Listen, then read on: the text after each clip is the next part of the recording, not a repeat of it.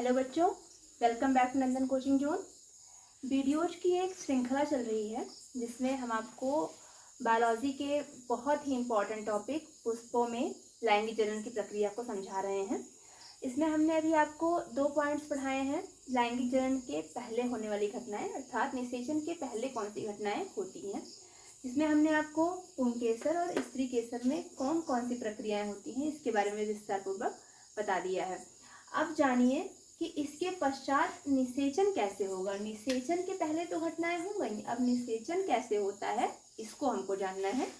तो पूरा वीडियो देखिए, वीडियो के एंड तक बने रहिए, बीच में स्किप मत करिए, आपका ही नुकसान होगा। इसको अच्छे से देखिए, पूरा वीडियो आपको बहुत ही विस्तारपूर्वक बहुत सरल भाषा में समझाने का प्रयास करेंगे। चलिए स्टार्ट करते हैं। आपको हमने इसके पहले की वीडियो में बताया था परागण क्या होता है बच्चों। तो अगर आपको वीडियो देखना है तो एक बार फिर से देख सकते हैं। परागण को समझने के लिए मैं थोड़ा सा सूक्ष्म रूप से बता देती हूँ आपको परागण क्या होता है। परागण में क्या होता है कि जो पराग के कण कहाँ से निकलते हैं, पुंकेसर से निकलते हैं, वो पहुँचते हैं स्त्री केसर के वर्तिकाग्र पर, वहाँ से प्रवेश करते हैं अंडाशय में। ये पूरी प्रक्रिया कहलाती है परागण।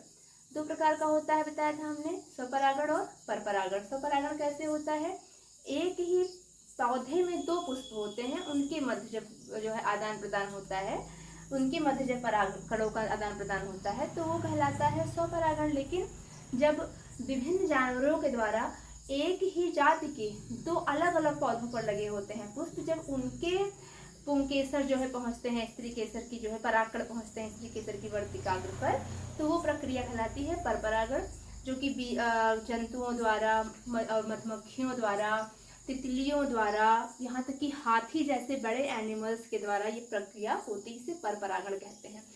तो उसी परागण के बारे में हम यहाँ विस्तार पूर्वक समझते हैं कि यहाँ पे होता क्या है। बच्चों, ये परागकण होते हैं जो पुंकेसर से निकलते हैं, परागकोश से निकलते हैं। पॉलन ग्रेन्स पीले कलर के होते हैं, छोटे छोटे होते हैं, बहुत ही सूक्ष्म आकार के होते हैं। ये परागकण पहुँचते हैं स्त्री केसर की वर्तिकाग्र पर, स्टिग्मा पर पहुँचते हैं। अब यहाँ से जैसे ही ये स्टिग्मा में पहुँचने का प्रयास करते हैं तो ऐसे तो पहुँच नहीं जाएंगे, इसके लिए किसकी जरूरत पड़ती है, ये एक पराग नलिका का निर्माण करते हैं। अब आप बताओ पराग नलिका का निर्माण कैसे कर लिया इन्होंने अपने आप। पराग नलिका का निर्माण अपने आप तो हो नहीं गया है, ठीक है। पराग नलिका का निर्माण करने के लिए इन्होंने क्या किया है, जो परागकण की संरचना मैंने बताया था बाह्य चोल होता है और अंतःचोल होता है। तो हमने बताया था कि जो अंतःचोल होता है वो जनन छिद्र होते हैं उसमें, ठीक है। अंतःचोल में जनन छिद्र होते हैं जिसमें से जो है बहुत छोटे छोटे पोर्स होते हैं बच्चों, ठीक है। लेकिन जो अंतःचोल होता है वो कैसा होता है, अछिद्रित होता है। इसको आप मेरे पिछले वीडियोज में देख सकते हैं।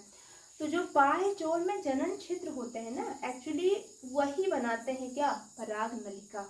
किससे बनती है पराग नलिका, पराग कणों में जो बाह्य चोल होता है उसमें जनन छिद्र होते हैं, उसी से पराग नलिका का निर्माण होता है। ये समझने के लिए आपको पिछला वीडियो देखना पड़ेगा। पराग नलिका बनती है।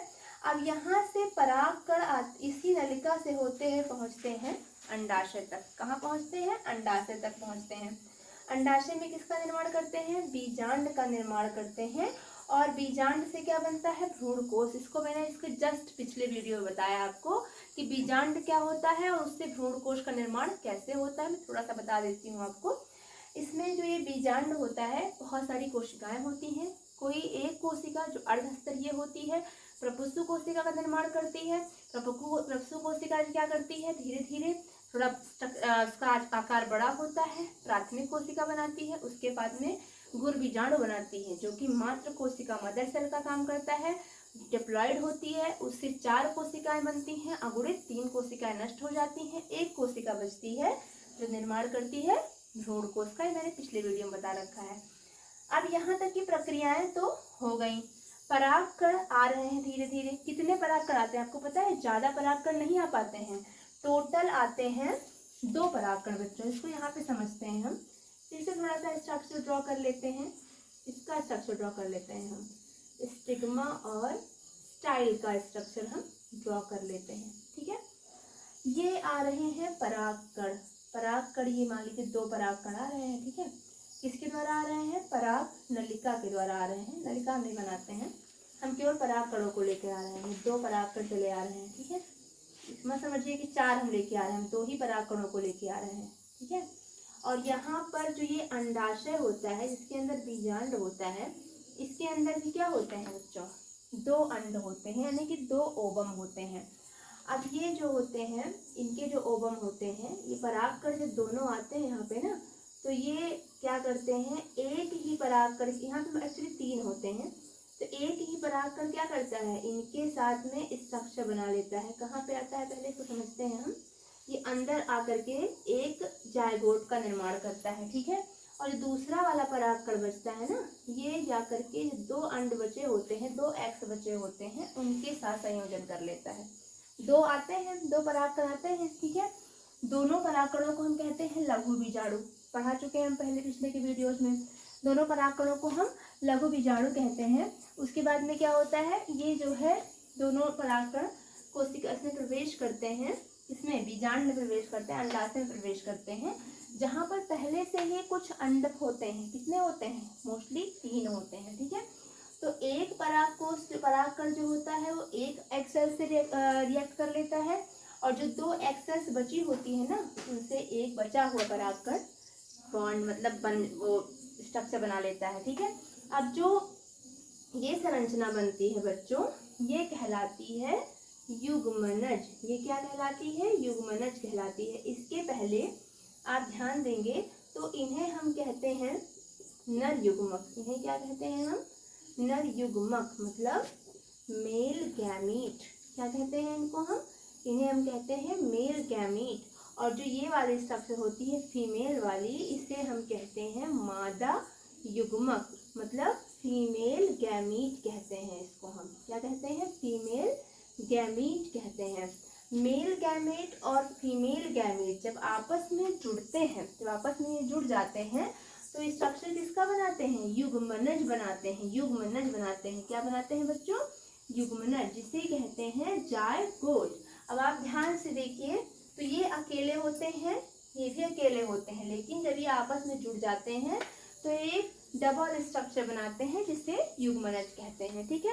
यही पूरी प्रक्रिया क्या कहलाती है, निषेचन, यानी कि फर्टिलाइजेशन कहलाती है। यही पूरी प्रक्रिया बच्चों कहलाती है निषेचन या फर्टिलाइजेशन। क्या, कौन सी प्रक्रिया, जब मेल गैमीट यानी कि नर युग्मक कहाँ पे होता है, परागकण में होता है, ठीक है। मादा युग्मक से मिलता है, मादा युग्मक कहाँ होता है, अंडाशय में होता है। तो ये किसका निर्माण करते हैं, युग्मनज का निर्माण करते हैं। कितने एक्स होते हैं, टोटल 3 होते हैं। परागकोश कितने आते हैं, 2 आते हैं।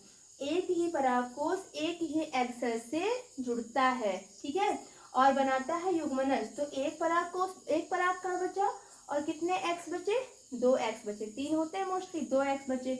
तो ये तीनों मिलकर के जानते हैं किसका निर्माण करते हैं, ये तीनों मिलकर के निर्माण करते हैं भ्रूण कोश का। किसका निर्माण करते हैं, भ्रूण कोश का निर्माण करते हैं, ठीक है। इसे कहते हैं एंडोस्पर्म, ठीक है। इसके बारे में आपको बताएंगे वैसे अगले वीडियो में, भी फिलहाल समझ लीजिए भ्रूण कोश का निर्माण करते हैं। भ्रूण कोश का कार्य क्या होता है जानते हैं आप, जैसे एक माँ के गर्भ में प्लेसेंटा होती है, आंवल होती है, जो बच्चे को पोषण प्रदान करती है, सेम वही कार्य होता है भ्रूण कोश का। जब भ्रूण बनता है, पौधे में भी तो भ्रूण बनेगा ना, फूल में भी तो भ्रूण बनेगा भाई। युग्मनज के बाद में किसका निर्माण होता है, भ्रूण कोश का निर्माण होता है। यहाँ पे थोड़ा आ जाइए, निषेचन तो हो गया, इसके बाद में ये प्रक्रियाएं हम पढ़ना है, ठीक है। तो पहले हम निषेचन को भली प्रकार से समझ लेते हैं। क्या होता है निषेचन में, परागकण होते हैं, परागकण परागण वाली प्रक्रिया के माध्यम से प्रवेश करते हैं वर्तिका पर, ठीक है, वर्तिकाग्र पर एक्चुअली प्रवेश करते हैं। और जो परागकण का बाह्य छोर होता है, जिसमें जनन क्षेत्र होते हैं, वो किसका निर्माण कर लेते हैं, पराग नलिका का, जो अंडाशय तक जाती है, ठीक है, अंडाशय तक पहुंचती। अंडाशय में होते हैं बीजांड, जिनसे ये वाली प्रक्रिया पूरा होती है। देख लीजिए परागकण आ रहे हैं धीरे धीरे, यहाँ पे अंड है, एक्स है, एक परागकण एक ही अंड को, मतलब एक ही एग को जो है फ्यूज करता है। एक नर युग्मक एक मादा युग्मक को फ्यूज करता है और बनाता क्या है, युग्मनज बनाता है, जायगोट बनाता है। और जो एक नर युग्मक बच जाता है, वो 2 एग्स से मिल करके बनाता है क्या, भ्रूण कोश बनाता है बच्चों। ये पूरी प्रक्रिया कहलाती है निषेचन, निषेचन या फर्टिलाइजेशन, इसको इंग्लिश में हम कहते हैं फर्टिलाइजेशन। ये बहुत ही इम्पोर्टेंट प्रक्रिया है, समझते हैं थोड़ा सा इसको, एक बार हम और समझ लेते हैं। इसमें सबसे पहले क्या होता है, सबसे पहले इसमें होता है नर युग्मक। ठीक है बच्चों, नर युग्मक होता है। नर युग्मक किससे जुड़ता है, मादा युग्मक से जुड़ता है, जिसके फलस्वरूप किसका निर्माण होता है, जिसके फलस्वरूप निर्माण होता है युग्मनज का निर्माण होता है। किसका निर्माण होता है, युग्मनज का। ये दोनों होते हैं गैमीट। क्या होते हैं, गैमीट, मेल गैमीट और फीमेल गैमीट, जिससे बनता है बच्चों जायगोट। किसका निर्माण होता है, जायगोट का निर्माण होता है। जायगोट से ही अब जो तो एक एग्स बच जाता है, दो एग बच जाता है और एक जो है बराबर नर युग्मक बच जाता है, इससे बनता है भ्रूणपोष। भ्रूणपोष से किसका निर्माण होगा, भ्रूण का निर्माण होगा। भ्रूण से किसका निर्माण होगा, बीज का, और बीज से फाइनली किसका निर्माण होता है, फल का निर्माण होता है। इसको हम समझेंगे अगले वीडियो में। बहुत बहुत धन्यवाद बच्चों, सब्सक्राइब करिए, शेयर करिए।